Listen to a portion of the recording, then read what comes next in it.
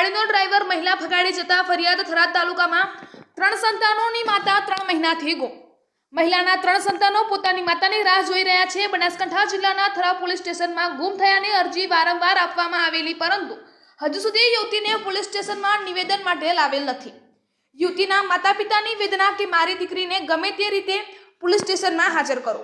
અને યુવતીના પિતા દ્વારા જાણવા મળ્યું કે મારી દીકરીએ થરાદ મહિલા અભિયાન ટીમની મદદ માંગતા મહિલા અભિયાન ટીમ ગાડીનો ડ્રાઈવર મારી દીકરીને પ્રેમમાં ફસાવીને ભગાડી ગયો છે અને મારી દીકરીના 3 બાળકો માતા વિહોણા બન્યા છે। ગમે તે રીતે આ માસૂમ બાળકોને તેની માતા સાથે મિલન કરાવો તેવી થરાદ પોલીસ સ્ટેશનમાં વારંવાર રજૂઆત। અને યુવતીની માતાએ જણાવ્યું કે મારી દીકરી ભગાડી જનાર મહિલા અભિયાન ગાડીનો ડ્રાઈવર એની બહેન થરાદ પોલીસ સ્ટેશનમાં નોકરી કરતી હોવાથી અમારું કોઈ સાંભળતું નથી, જે અમે ગરીબ પરિવાર 3 મહિનાથી ધરમના ધક્કા પોલીસ સ્ટેશનમાં ખાઈ રહ્યા છીએ।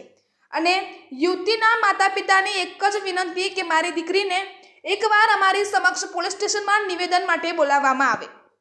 રિપોર્ટર જાગશે ગુજરાત ન્યૂઝ ચેનલની સાથે કયુભાઈ ચૌહાણ, થરાદ લાખણી બ્યુરો ચીફ, બનાસકાંઠા। મારું નામ બારોટ સુરેશભાઈ ભૂમાભાઈ, ગામ ઇટાટા।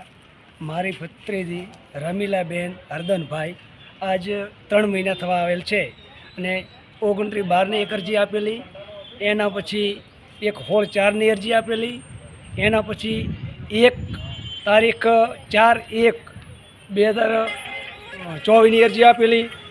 3 મહિના થવા આવેલ છે, છતાં પણ પોલીસ સ્ટેશનમાં કોઈ અમારી રાડ ફરિયાદ સાંભળતું નથી અને અમારું કોઈ નિવેદન લેવામાં આવતું નથી। આજ દાડાઓથી પોલીસ સ્ટેશનમાં મને ધક્કા ખવડાવે છે। આમાં તો કે કાલે લાવી દો, લાવતા નથી।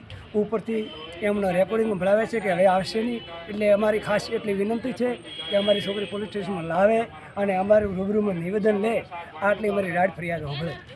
હા, મારું નામ હરદાનભાઈ જગસીભાઈ બારોટ, ગામ વતન ઇટાટા। મારી દીકરી રમીલાબેન આજે લગભગ 3 મહિનાથી ગુમ થયેલી છે, વત્તા એને 3 બાળકો છે। આજ દાડા સુધી ફરિયાદ કેસ અમે કરેલ છે, ગુમ અરજી આપેલ છે, પણ આજ દાડા સુધી પોલીસ સ્ટેશન કોઈ અમારી રાડ સાંભળતું નથી કે આજ દાડા સુધી અમારો કોઈ નિવેદન લેવડાનું નથી। તો પણ સરકારશ્રી સાહેબને વિનંતી કે મારી દીકરી મને સુપરત કરવામાં આવે।